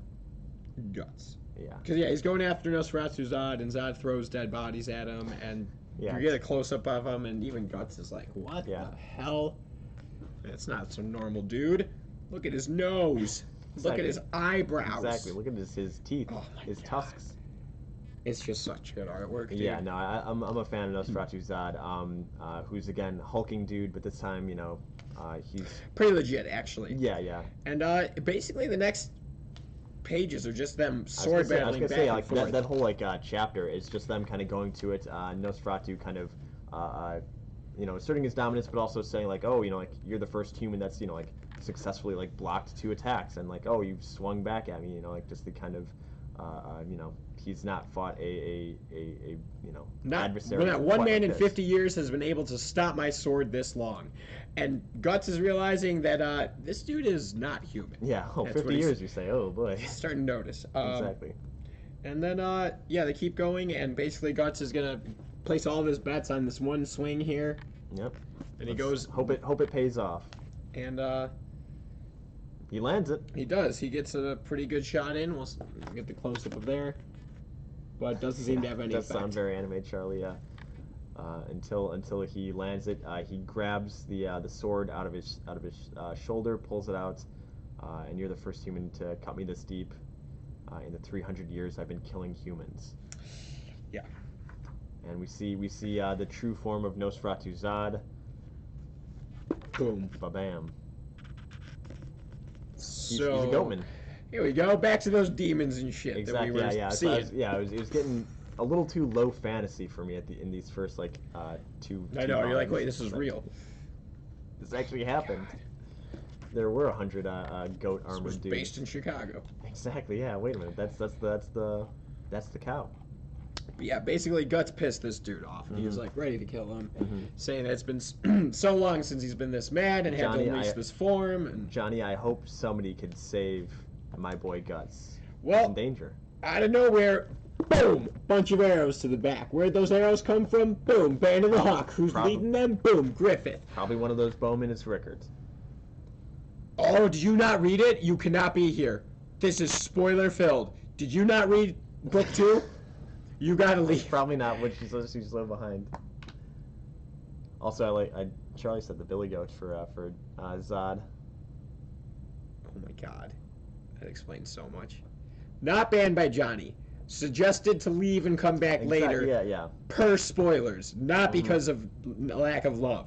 There's so much love. I love you so much, I will not tell you. Exactly. I don't want what's to going spoil on. you. Exactly. Do you really want to know what the hell's happening right now? No, you don't want to just jump in. Respectfully banned. I'm banning you for your own good, he says. But yeah, they go in to try and save Guts from this demon. And they they land some arrows, but Zod's badass. He just turns around and swipes 20 of them away. Just kills him. Oh man, Nosferatu Zod. And yeah, he just starts plowing through them like it's nothing. And then it's basically down to just Griffith and Guts versus Nosferatu Zod. Mm-hmm. And you're like, how are they ever going to get out of this one and get to the point where they're fighting in the future? What are the odds that this would be the second human that could actually stand toe-to-toe with Nosferatu Zod? Pretty good, because Griffith... Does anyone kneel before Zod? Nope. Nobody, Charlie. Nice. Some more fight scenes, really cool. But, wow. Yeah, he's pretty much owning them. He does get his arm kind of chopped off a little bit. He does get his arm chopped off by Griffith, but then he... I hope he doesn't hit Guts with that arm, and then also somehow cauterize it and sear it back into place. So yeah, that can't happen. Demons can't do that. No, but after he gets his arm cut off, he knocks Griffith with his tail, because he has a tail, and knocks him into some wall, and then Griffith gets knocked out. But you see when he gets knocked out, it's important. His behelit kind of comes out from underneath his armor, kind of slides out. So it's just Guts and Zod. Zod puts his arm back on. Pretty cool, because he grabbed his arm, reattached it. And he's pretty much about to kill Guts, and then he looks over and notices that Behelit around. Yeah, something hanging around the neck. Thank you, Christina. I'm down on that. Who do you think you are? Babe? Pig in the city? Millhouse. Nice. Nice. But yeah, he notices the Behelit, and it really startles him. The egg of the king. And he's like, it can't be the egg of the king. A cub like him with the crimson Behelit of the God Hand, and everyone's just looking on. And Exactly, yeah. Zod's not moving. Sweet evil monologue, yeah. Yeah, and so it's that kind of ploy. And then he breaks through the ceiling. He's basically like, I'm out of here. Mario's his way on out of there. Yeah, and then was this the opening? It was, right? Yeah, this was the... He looks over at Guts and he says, our battle is on hold for now, but here's a word of warning, a prophecy. If you can be said to be a true friend of this man, then take heed. When his ambition collapses, death will pay you a visit. A death you can never escape. Boom! Look at that awesome panel. It's worth it just for this. Christina's like, what the hell? And then he gets the hell out of there. So that little Behelit just stopped this dude who was clearly going to kill them from killing them. We don't know why, though. We don't know why. We just know that it happened. We get one charcoal scene of that, the same exact scene. Hell yeah. God, that's so sweet. Thank God I took the time to stretch out the spine before I took a look at that sweet centerfold. It's perfect. Exactly. Dark horse. Gotta get that hot Pastimes merch. Wait, what Pastimes merch? We can make Pastimes merch. Do you need something printed up on a playmat? Oh man, Johnny, we gotta take a picture, you and me, and we gotta get a playmat. Yes. Of whatever we're doing on said picture. The sticky note. Vic, how many stream points do you got for this bad boy? Because I could sign the back of it, and Johnny could sign it, and then I could also throw in the secret uncut director's floor, editing room floor. This was the Griffith one that was too hot for TV. Johnny, the one that Johnny doesn't want you to hear. Yeah. Although we're probably gonna hear it later near the end of the story. Probably. But yes, point being, I'll take stream points for it. But yeah, we get once again, Guts takes a licking and keeps on ticking. Among the castle walls, he is injured and slowly recovering. I like this dandy that he comes across in the courtyard here, or in the hallways, that tries to stop him, because here's this like uncultured swine Guts that doesn't belong in the castle, and he just like sneers at him, and the guy backs off. So again, like these from here on out, I don't know, it felt like it was a swap to like Game of Thrones maybe for me. Yeah, like the action takes a it's less action for the rest of this. It's more about addition. Sorry. Yeah, no, you're good. It's the rest of it. It's just like Griffith and his kind of like rise in power and nobility, and you know how the Band of the Hawk kind of take to that. So yeah, basically he kind of weasels himself into the king's good graces essentially, and everyone else is pretty pissed. Here's the king, by the way, just in case I don't know if it was weasels. I think he earned it, because yeah, like, you know, being such a great you know, tactician and swordsman, all the nobility are trying to, like, you know, rub elbows with him early because they know that he's, you know, a rising star, so they want to, you know, hitch their wagon to him. And the king's brother takes the most like exception to him. There he is.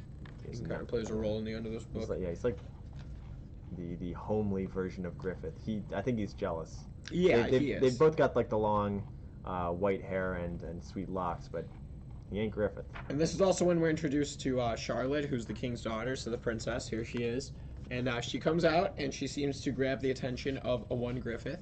I believe that he also grabs her attention. Ooh. And they kind of see each other, and she's walking by him, and she trips, and he goes to catch her.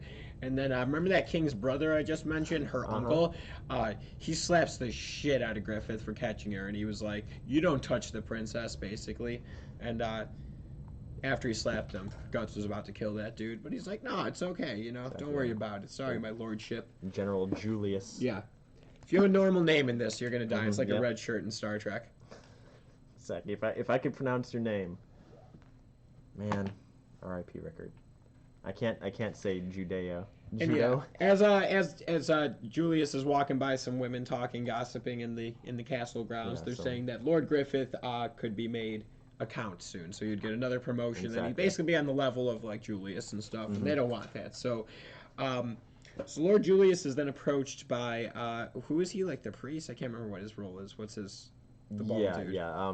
He's like the confidant to Julius. I forget. Yeah, like what his actual ranking was in the castle. He's basically what's his damn name from Game of Thrones? The spider. I don't know. I The didn't watch eunuch. Game of Thrones. Oh man. All right. But yeah, basically this dude, he comes up and he's saying like, yeah, you guys are right. Like this Griffith dude is a problem. He's gonna keep rising in the ranks. He's eventually gonna, overtake you, be general, all that stuff. Mhm. So he offers the possibility. Yeah. If only there was some way that I could stop that rise from happening, Johnny. Yeah, maybe a poison arrow. So he basically offers to have Interesting. Griffith assassinated. Exactly. Yeah. So he does that and, basically sets up an assassination attempt with Julius, right? Yeah. When you get to the part with Griffin and the Moon, please stop. Please pause here. I know you're coming up on it. Okay, it's next. Yeah, Or no, yeah. I passed already? I think I passed. No, yeah. If you went past when they were talking, it's when Guts exactly. Yeah, Vic says we need to talk about it. Oh, it's so good, dude. When I saw that, also it was like 3 in the morning when I was reading it. Yeah, please, important scene. Which one? The Griffith and the Griffith and the Moon? Moon. When I saw that, it was also I was looking outside at the moon. I'm pretty sure I saw Griffith there too. So I don't know. It was just a good. I see Griffith everywhere I look. I know, man. So yeah, the next day or whenever it is, they're kind of out on just a ride with the king. Griffith is out there with him, just talking. Mm-hmm. Well, they were king partaking stuff. in a a hunt. fox hunt, right? Exactly. Yeah, like yeah, it's a this fox was hunt. this was an important outing, like socially and the standings with the king. But yeah, they were. The assassination is planned for this at the fox Exactly. Yeah, hunt. the mercenary group with Griffith, Guts, and Casca were allowed to kind of ride along with this, which was generally kind of unheard of. So it was a lot of unrest with the other noblemen, but Griffith fits right in. Oh yeah. So he ends up going off a little bit on his own with the Also, princess. Real quick to Vic's point, as a classic lit major, the whole moon thing was just screaming love. I mean, I'm not a lit major, and I could tell it's big. That's not working. Yeah, for Griffith. Griffith and Guts sitting in a tree, G&G. sitting in the moon. Exactly. Yeah. Living the dream, boys. So anyway, so as Griffith is off flirting with the princess basically on this fox hunt, they see this as their opportunity, and Assassin takes out his poison arrow and shoots towards Griffith, and let's see how good of a shot he is. Looks like it lands, Johnny. Right in the chest plate. There it is. Sorry, I was a little 2 pages behind. Boom! Bam! Right in the chest plate, like Mike said. This is a 26 hit. Yeah. I mean, to be fair, he's got plates. I don't know how high his agility is. I know he's got really high agility. We know that. It's gonna be close. I think it ties. So yeah, the tie goes to the assassin. So it hits. But does it? Well, we're seeing everyone's concerned. Everyone's like, Griffith, what the hell? Oh my god. And then they pull out the poison arrow, and luckily there was a Behelit there to stop Look it. at that pretty boy, though. Lo and behold, kind of like the Behelit was protecting him almost. Weird. Very. Ooh. We did that yesterday. Johnny, why are you in the moon all of a sudden? I'm in everybody's moon, baby. I don't know what that means. But yeah, basically, Griffith realizes that it was an assassination attempt. They kind of say oh, it was probably an assassination attempt on the princess, right? Yeah, and he exactly. Well, he said, he not dodged quite. it, and everyone's like, and then they're like, what the hell? Basically, okay, your Behelit just saved you. That's kind of weird, but whatever. And then as they're walking away, Julius kind of looks back and notices that Griffith is staring right him at him. the hell down. Mm-hmm. And Julius is kind of like, why the hell did he look at me? Does he have any suspicion that we did that? Because it was pretty under wraps. It was basically just between Julius, that bald dude, and the assassins. Yeah, people would have thought that it was, like you said... they thought it was going to be an assassination attempt on the princess. It's going to be an easy cover-up. Boom, boom, boom. But Griffith survives, and Julius is kind of haunted by the eyes. He's like, man, You know, Griffith really stared me down. Like, that was kind of weird. Something going on with those eyes. So then that night, Griffith invites Guts into his room. Not for that. Hold on, Johnny. Can we stop here? Yeah. And basically asks him for a favor. Uh-huh. He asks him to kill a man for him. Oh, not that kind of favor. Okay. He's like, what? He's like, yeah, of course I'll kill someone for you. Do you know that's what I do? And, why did he ask him to do it? Hold on. P.S. Real quick, I forgot that in his study he has the Kama Sutra, a copy of the Kama Sutra, which he shows off to Guts. Just a quick throwaway. Nice. Fun fact for those when you get the book. Vic says, I do that for all my lovers. I ask them to kill someone for me. You know, it happens. It's a way to show your commitment, if nothing else. It's also how I get my enemies murdered and don't get my hands dirty. Oh, I love you. Go kill him. You went to prison? Oh, I don't know who you are. Exactly. But yeah, so he had done some studying and he noticed that the poison on the arrow was an expensive poison. It wasn't something that any commoner could have, which was helping him lead back to who his assassin truly was. And it came from the the cabal bean. Yeah, basically he's able to connect it with the Julius dude. Yeah, and that's the point of this thing. Exactly, yeah. And so he gets it connected to him, and he's like, yeah, you're going to go kill that Julius guy for me. And so we see Julius practicing swords on the roof with his son. Nice little father-son moment, but he's pretty rough on the kid. Yeah. Basically beats the shit out of him and tells him that, like, enemies won't stop in battle, all that stuff. Side note, another androgynous pretty boy, but that's neither here nor there. It is true. What's the kid's name? I don't even remember. Oh gosh, what was we should know it because I think he's around for a while. Yeah, young master. Shoot, I hope he lives. Yes, that's what it was. It was Adonis. Yes. Yeah. Little Adonis. I hope Fist of Adonis. Look that up. I gotta have safe search on for that one. But yeah, so he's seeing them, and he's kind of a dick to his son, essentially, and Guts is watching on, and it really reminds Guts of how he got treated by Gambino, and it kind of gives him this moment of like, oh man. So then Julius goes to his quarters, and he's alone finally, and is he though? Well, you tell me. Boom. Assassin. Guts. Shows up. Guts, sword, intruder. And then so he starts attacking Julius, and what the hell do you think happens? You know, he's Guts. Boom. Gets him. But as he kills him, his hood falls off, and Julius is like, "Hey, I know you. I know who you are." And then Guts, and then he dies. And then Guts notices out of the corner of his eye that somebody saw him. They're coming in. And he's like, "Oh, gotta stop it. Gotta stop, can't." So he goes and stabs right through the door. I hope no androgynous pretty boy was on the other end of that sword. So he stabs the kid because the kid saw him kill his dad. Big yikes, Vic.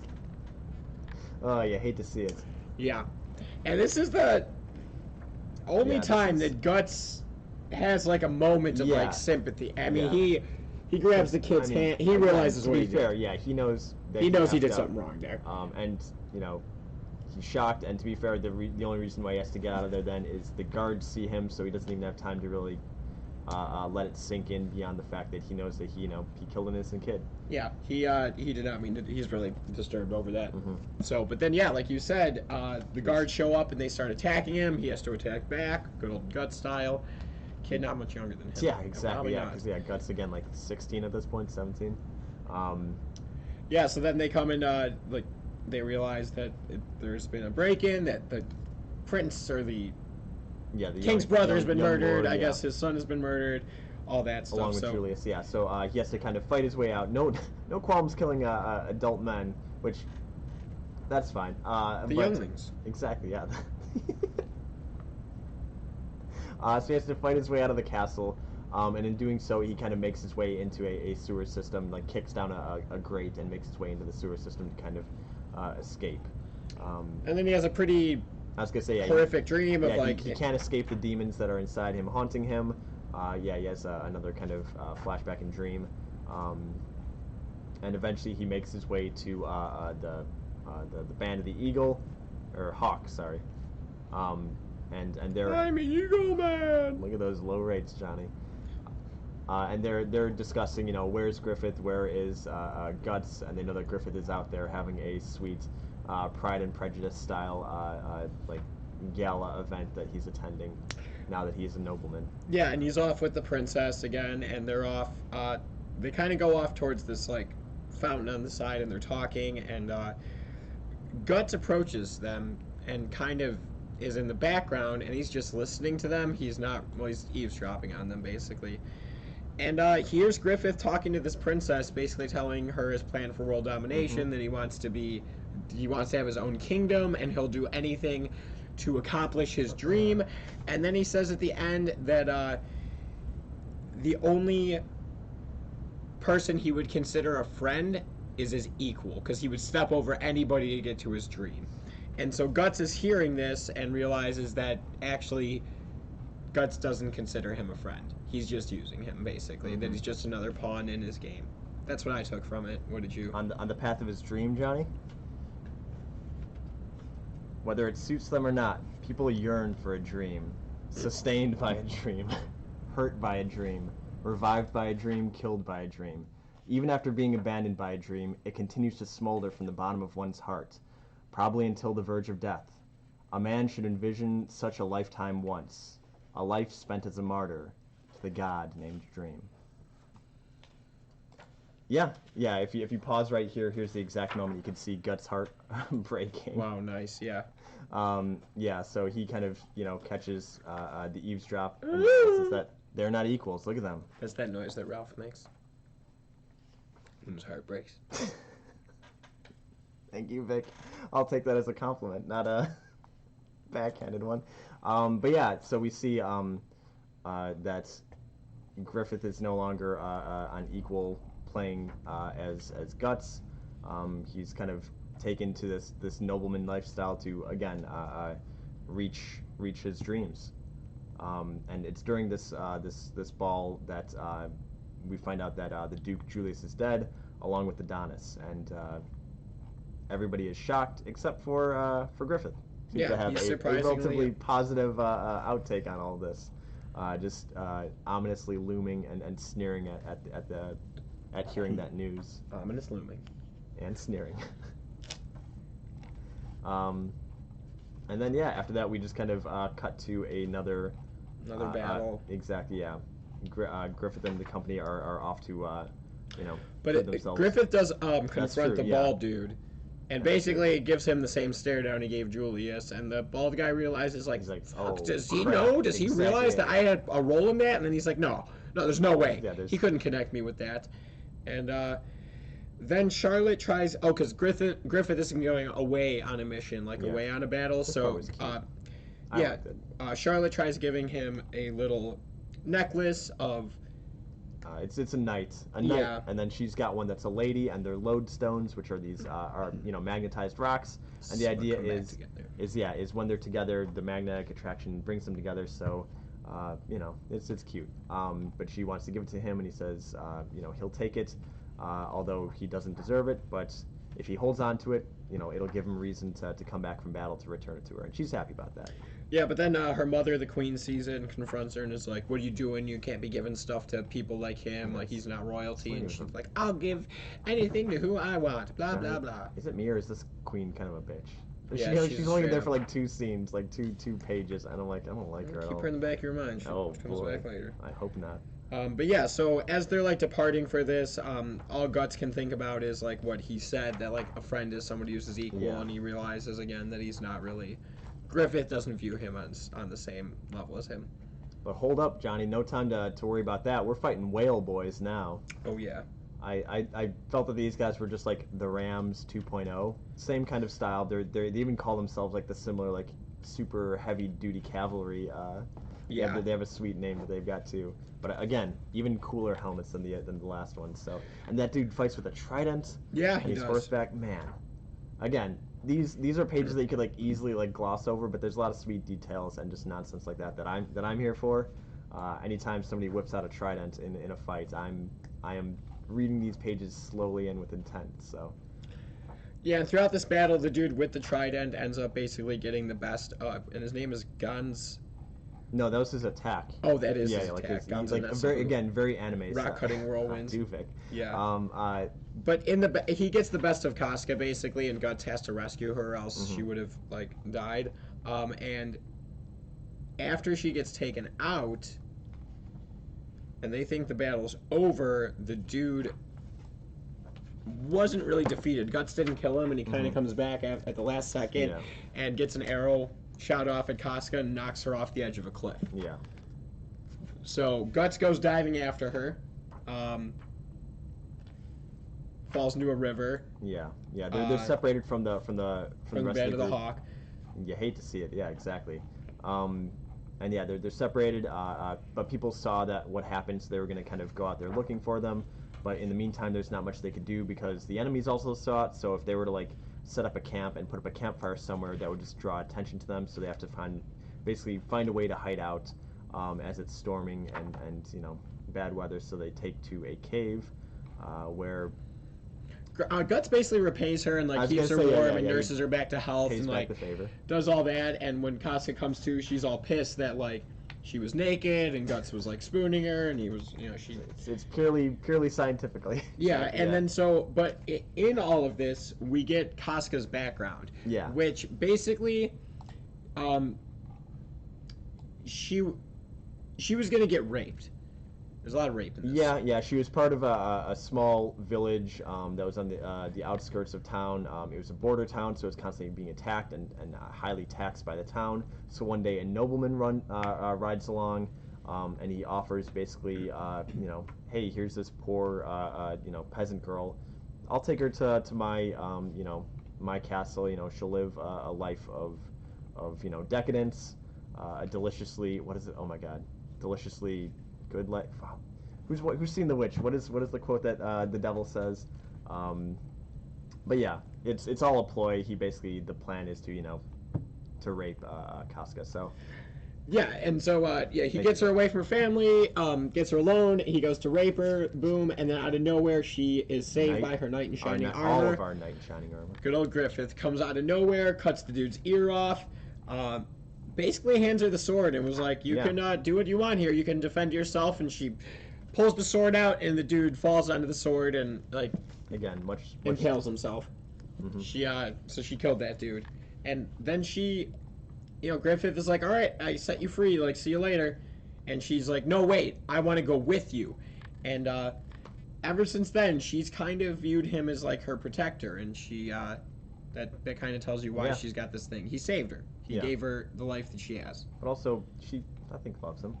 I think so, too. Again, who doesn't, Johnny? And that's the end of volume 2 of actual book number 6.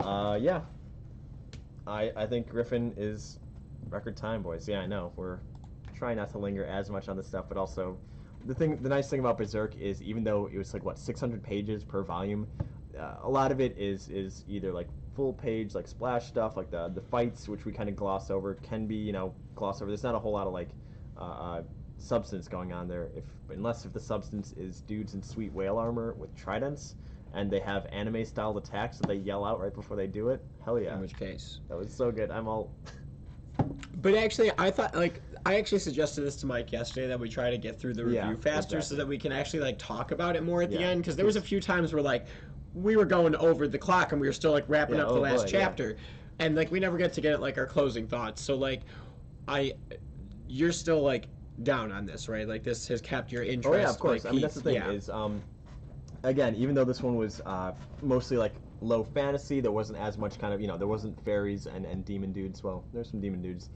In this one, it wasn't as much as the first 3 books. Right. But again, we get to see more about Guts. We get to see about Griffith and Casca and the band. Hopefully, there's going to be more backstory about my boy Rickert. Rickert. He's got rickets. That's his backstory. Yeah. More Chicago connections. Put me in. But yeah, no, I was enjoying the amount of actual backstory we got on a lot of these characters. And it was good. But also this is mostly where the anime takes place from, right? It's all of the golden age and the early mercenary years of. Exactly, yeah, that's the thing. It was deluxe on the first 3 books, out of context were still cool because hey, here's this cool him slicing up dudes and being a badass. But again, we can see why he's a badass, or kind of where he came from, and why he has a lot of these attitudes. So, agreed. So where do you think this is gonna go? What do you think? I mean, again, well, so do you think Zod's gonna come back? Oh, well, of course. Okay. Well, one, I feel like that's kind of like a meta context thing of I've definitely seen Zod a lot, and I highly doubt that there's a lot of like fan art or images of him just because of like the one. Although, man, that sweet like centerfold thing, that's enough reason to get enough art from for me because he was a cool dude. But yeah, like, and again with Deluxe Volume 1 is we get to see what is it, the bad dudes. What's their name collectively? The God Hand. The God Hand, yeah. Like, we get to see them. We know that Griffith is a part of them. So, obviously, something happens. Yeah, so here we have, because I'm trying to be as, like... Yeah, sure. Not only spoiler-free, exactly. but I'm trying to, like... Talking around it, talk yeah. like I'm reading this for the first time. Like, so we do know from the first book that Guts was trying to kill Griffith, who was part of the God Hand, and the only other time we hear God Hand mentioned is when Nosferatu Zod sees the Behelit, Yep. and he says that that's the Behelit of the God Hand. Mm-hmm. So there's a connection there. And then it was in the first book that remember the creepy dude with the one eye who got his like legs chopped off, Oh, man. and he had the Behelit. Dude, what was his damn name? He was my He was your dude, He was yeah. my Rickard of book 1. Oh no, what was his name? Why have I forgotten? Vargas? Vargas. Yeah, hell It yeah. was Vargas. All right. Yeah, you're right. He's still up there. Never forget Vargas. Yeah, you know, he was saying how he tried doing research on the Behelit because he Yeah. had. So there's some type of connection there. Exactly, Griffith yeah, has this Behelit, and then the Behelit ended up being right where that poison dart was going to go Exactly, yeah, through. yeah. Just straight up. So something Roosevelt there, style. I would say. Mm-hmm. Nosferatu Zod knew about it. Mm-hmm. And in fact was scared from it, basically. Like, he had the upper hand, and he backed away at the last second because he saw that. He's like, all right, well, I'll come back at a later date, hopefully when there's no eggs here. Yeah, that's literally what happened.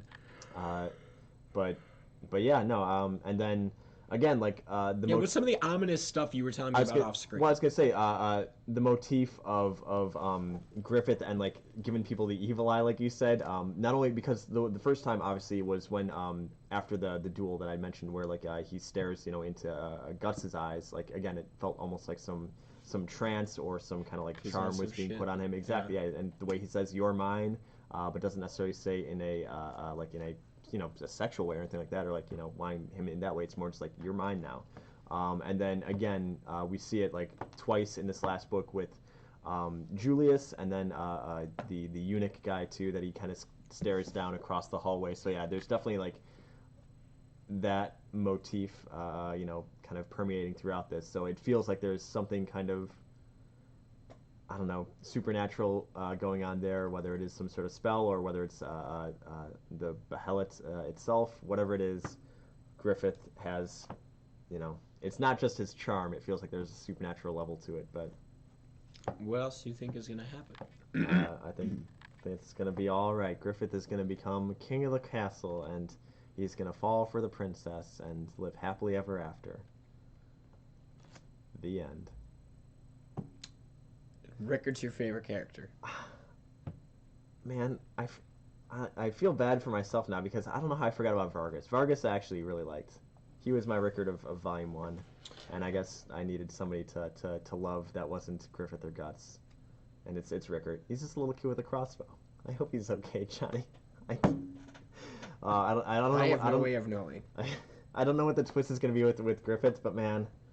What do you think it is? What do you know? Like? What do you think is going to happen? Evil. I mean, I assume that there's some evil obviously powers with the old egg of the king, because he talks about he got it from a gypsy who said like you'll take over the world, but at the cost of your own like flesh or soul or whatever it was. And then obviously same with my quote from a boy Zod, where he's talking about when his ambition collapses, death will pay you a visit, a death you can never escape. Maybe it's his being a part of the God Hand is like the fate worse than death, where it's like he can't escape it. It's kind of like something he's eternally bound to, maybe. Yeah, exactly. Yeah, there's a lot of open-endedness to it.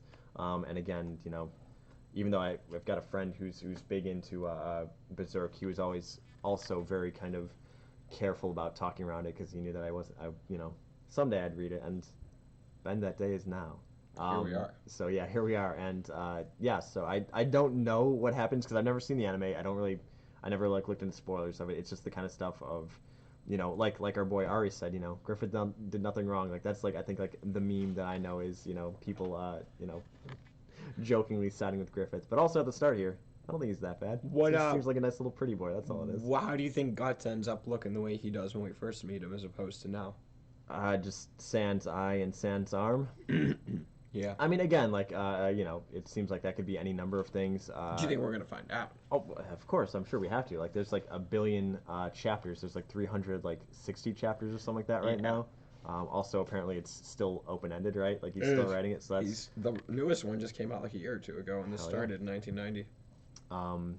Yeah, I mean, obviously, I'm sure that we learn what happened there, but it can be honestly, again, any number of things because if he's a mercenary, like most, if not all of his life, there's any number of dudes in whale armor and tridents that could come along and try to knock his eye out, or he loses an arm because of it. I don't know. I'm gonna assume maybe Zod has something to do with that. Yeah, exactly. My sweet goat boy. Interesting. Vic, predictions. Put them out there now so we can exactly. So we have Charlie predictions. Wait, what's Charlie's relationship with this book? I forget. Yeah, Charlie, what is your relationship with this book? Is it like Guts and Griffith, or is it like Casca and Griffith? Hell yeah. Sure. My relationship with this book is like Casca and Guts. I like to get naked and cuddle it for warmth. Exactly. That's to be fair, that's not far off from what it was with me finishing off the book last night. So. This book? Yeah. Throw it out. It's been mic'd. Ooh. Yeah, hate for that. I will continue to be too in love with Griffith and hate him to be prepared for him to betray Guts. Yeah, exactly. That's kind of where I'm at too, but I don't know. Have you seen his eyes? Who do you guys... Here'll be a good one. As of right now, who do you think survives and who do you think dies? Well, I know Rickard dies, so RP him. Do you know that, or are you guessing that? I'm guessing it, but... Okay. So you think Rickard dies? I mean... It's got to be that Guts starts falling for Casca, or Casca then maybe falls for Guts. Like, because I feel like that's the thing is exactly the way in which we left off the scene was like Casca and Guts are kind of like it's funny they're like alone time together, not even anything like sexual or romantic like that, but it's also the thing of they have this weird relationship and the tension between them, and I'm sure something will happen here that brings them together, or she doesn't hate Guts as much, like maybe he earns her trust or vice versa. So I feel like they're gonna become more of a thing, and yeah, at that point, like exactly like what better thing than Vic, big ups on that one. That's a win. Charlie with the seconding that. Joke is making me go berserk, Charlie. Yeah, so I assume it's got to be something like that. I don't know if that feels like too cliche or too on the nose, but that's kind of where I'm at with that. Where I definitely see kind of Casca not really surviving, because again, like if that's the thing, if Guts was falling for her, and if Griffith killed Casca, like I feel like that would be enough reason for him to be as like eternally mad at Griffith. But again, so is that your prediction that Griffith kills Casca? Is that what you just said? Sure. Yeah. Exactly. Go banana. See. Okay. And Vic, if you think Casca's gonna die, who do you think is gonna kill her? No, I am probably...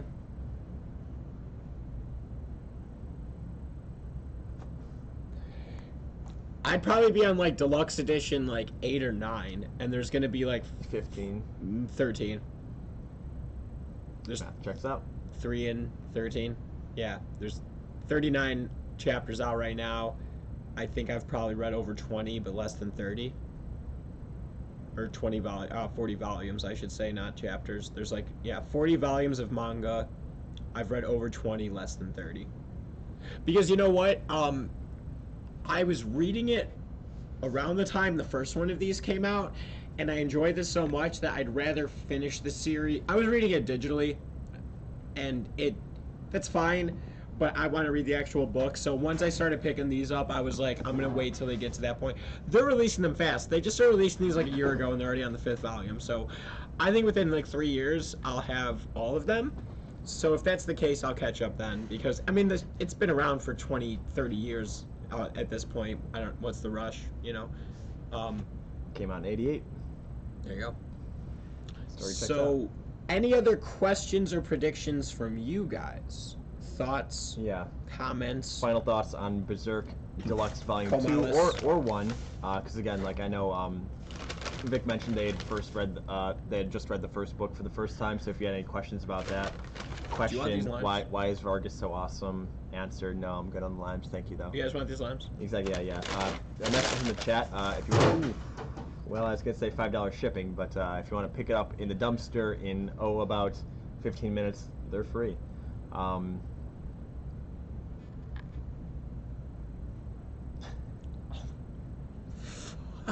Yeah, there's my swear. Fucking absolutely. Yeah, exactly, yeah. A good I have to be some type of real jackass to not like that. Real J.O. to not like cookies and cream. Yeah, thank you. I do. It's off topic. Exactly, yeah. So let's keep the cooking Berserk related, please, if we can, Vic. No, I don't mind if it's off topic. If it has to do with cookies and cream cake, I really don't. Hell yeah. Do you think Guts likes cookies and cream cake? Probably not, right? No, like, I think he likes Chicago style hot dogs and deep dish pizza.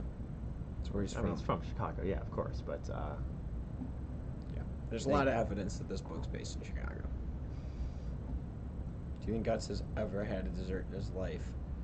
Does Donovan count? No, he was Donovan's dessert. He's been dessert. He's never had it. I don't like that. I don't like that at all. I was trying to think in the first book, 'cause I thought there was something to do with food, where he had like some sort of sweets. But maybe I'm mistaken. Man, Johnny, I don't know why this like keeps hitting me. Poor Vargas, man. God damn. He got messed up, dog. Oh, no. Oh man. Who's all right? So who's your? I mean, other than Guts, who's your favorite character in these first 2 volumes? I think little Yoda, exactly. Yeah, like easily. I can dig that. Yeah, it's definitely Vargas. I think Vargas is my favorite character still. Hard. Set a high bar, basically. Nosferatu Zod. Yes. Wait. Yeah. Good points. Nosferatu Zod. So it goes Vargas, Nosferatu Zod, and then Griffith. Oh, wait, is it Judo? Is that how it's pronounced? Judo Chop. Yeah, I said Judeo. That's what I thought. I've always thought that's what it was. Judeo-Christianity. Yeah, I like Zod. Yeah. No. Yeah. Judo was pretty good too. Again, I didn't really. I guess I wasn't following. Hell yeah. You sure you don't mean your first favorite, Vic? Griffith, Vargas, Zod. No, I can't even joke about that. It's Vargas is always up here. That's for you guys. I'm a Guts guy, then Zod. Mm-hmm.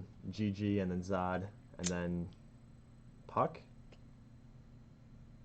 I wish Puck was a girl. I liked that idea better. I just did Puck as a girl. I don't know why.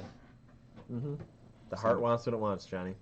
Hey, since we don't have Berserk 3, what the hell are we reading next week? Yeah, man, what a bummer. But we're going to get those ordered before we leave. That's yeah. what we're going to do as soon as we're done here. We're going to put that order through, because I also am ordering a Moon Knight omnibus, so we need to put this order through, because that's important. No, we can't be anything we want you to be. But since we don't have any more anime to go off of, that's all the anime in the store. Sorry, buddy, we're all caught up. Since it's also... When is this? Am I a week too early? Oh no, I think I have to wait a week, because it's not my birthday week. But then, yes, we do, Charlie. We got a whole room of it. Am I a week too early for this? Oh no, I forgot that it's because it's from the 5th to the 12th. My birthday's the 14th, so I want to do it that week of the 12th to the 19th. Yeah, do it the next week. All right, that's fine. Yeah, because then my birthday's the 20th. So. My book is now set to the side. So we're gonna wait on that one. Yeah, we'll enlist some help from the chat. Anything else you'd like us to read? Either favorite storylines. Probably gonna ease away from ordering anime, or books, as Charlie calls it, manga. Yeah. We've got the tick books coming in, so probably not this week. Any other suggestions? Probably getting back onto the actual comics train, getting more comics in the comics corner, not the manga mansion. No. I just ordered those on Sunday. Yeah. I know we were catching up on more TMNT stuff because we just got restocks not that long ago. I think it was last week of a lot of the color editions, the ultimate editions. Yeah, but I don't think we have the first volume of the new run. I know we have some. Hold on. Yeah. Ooh, that's a fair point, Charlie. Something at the Flash. Do you know about Flashpoint or say that. I'd read Flash the Button? Did you read Flashpoint? No. That's not a bad pull, Charlie. To be fair, I don't really read that much Flash. Like I know that like secretly or not so secretly, he's kind of like the most OP character in DC Universe. I guess running fast has its abilities. Something Speed Force, something Control Time. So I never really read anything too Flash related. Nor I saw the Flash TV show for one episode. It was the one where he's fighting a shark, and it was the most. It was pretty lame. I'll be honest. I don't know if it was the fact that it was like the CW like low budget and there's like a lot of like CG shark stuff. I didn't follow it. I didn't really like it at all. So I feel like I'm not that big on the Flash. Yeah, vibrate through solid matter. Exactly. That's what I do at all times. Just right through the chair. I'm gone. But no, we don't have volume 1. We have volume 3, 4, and then 23. So we should fill that out more. Sure. Well, I think the hardcovers are better, but then it's a higher price point, so I don't know about that. Maybe we should get trades. Who suggested that, Vic? Or was that the TMNT, yeah. If we got those, would you buy a trade paperback / and or a hardcover? If so, which one? And then we'll go off of that. Sure. So we don't have that. So what else we got? What do you know of Batman / the Flash, the Button, like the tie-in that like leads into the Rebirth. No, it's all the Doomsday Clock stuff. That's what I meant. Yeah. Okay. No, I'd read it. I hear that one's a good one, but yeah, Flashpoint is the one that I always hear. You found with the Flash? Yeah, he'll save every one of us. Vic says I would get either honestly. So. Okay. We'll figure that out. Yeah. Any other suggestions before we land on the Flash? Probably Flashpoint, I assume. Maybe we'll flip a coin, Flash versus the Button. Flash and Batman, the Button. No, if we have the option, I want to read Flashpoint. Flashpoint, Because yeah. I've heard Flashpoint Batman's a badass. Yeah. That's all I know about that. I don't know what that means, so we'll find out. Exactly, we'll find out. So actually, give me 1 second, because I'll see. Because I know we've got the Flashpoint thing, but I know that there's like tie-in stuff. I want to see if that one has it. What if it doesn't have the Button? Flashpoint time, lads. Hell yeah. FPT, lads. I've never read any Flash. I hear he's pretty good. I kind of want to read Green Lantern. Green Lantern's supposed to have some really good runs. Jeff Johns is a more recent writer. A lot of people in the groups I'm in on social media talk about the Jeff Johns Green Lantern. Has anybody read that? Jeff Johns, he also wrote a Flash run that people are all about. And Mark Waid. Those are supposed to be some really good Flash runs. Are you a big Flash fan? I don't know anything about the character, really. Except like Barry Allen was one of them. I don't know. I really wanted to read Crisis on Infinite Earths at one point, but I think you have to have a pretty good overview of like the DC universe prior to that, and I'm not sure that I do outside of Batman. It's a little bit of a bummer. Here comes Mike. I can hear him stomping. There he is. See him? Can't Hi. see him. Hi. Johnny, I don't like this already. They had a bad pun on the back. Oh, crap. Okay. Sorry, Flashpoint time is over, Vic. Charlie, you picked a bad one. Flashpoint, the trade paperback. Everything you know will change. In a flash? Is that what it says? In a flash. I can't believe I guessed that. What? Alright, well... How is he the most overpowered character? Although, to be fair, Flashpoint Batman, looking pretty dope. I gotta say, yeah, Johnny, where'd you put the limes? If you want to put this book in with the limes, too, there should be Batman in there. Ka-chunk, ka-dunk, ka-dunk. Thud, thud, thud. Yeah. So as per Chuck in the chat's recommendation, we'll do Flashpoint. Maybe I'll see if everything that I know will change in a flash. To be fair, I don't know anything about the Flash, so it's all going to change real quickly the second I open it, and I'm like, oh, who is Barry Allen? Yeah. I guess he runs pretty quickly. We're going to find out. That's that. Exactly. So there we go. All right, so we're reading The Flash next week. Homework on our desk next Wednesday. Also, again, once more, good work to Vic actually typing up homework. More prepared than we are. Any other closing thoughts? I think when I'm walking out to my car tonight, and I look at the moon, I know who I'm gonna see. Griffith. All right. Well, thanks for everybody for joining us. Yep. I really like reviewing these Berserk books. So yeah. I think we'll basically whenever they restock us on volume 2 or volume 3, it'll basically be we'll hop onto that and go from there. Nice. I was just gonna look it up as soon as we were off. That should be another W. Man, they're keeping Kimbrel out. They've got to. Why would they keep Kimbrel out? Yeah, we'll get him ordered. Yeah. So Vic, once we get the other ones in, we'll go from there. But it might be a bit here because so we've got the Flashpoint this week. So next Wednesday on our desk, Flashpoint. Tell us how quickly things change for you guys, and then following week will be the week of my birthday. So I'm gonna choose a book. I've already got it set aside here, and then the following week after that will be Johnny's birthday week. So we'll let him choose too. So then after that, I'm sure we'll get back on an anime train. Because that train has no brakes. But until then, thanks as always for people coming out here. It's always more fun. Thank you, Charlie. It's always more fun when we've got people in the chat and reading along too, so we could bounce questions off them. We'll see what people think of the Flashpoint next week, and we will see you guys then. And don't forget, not all heroes wear capes.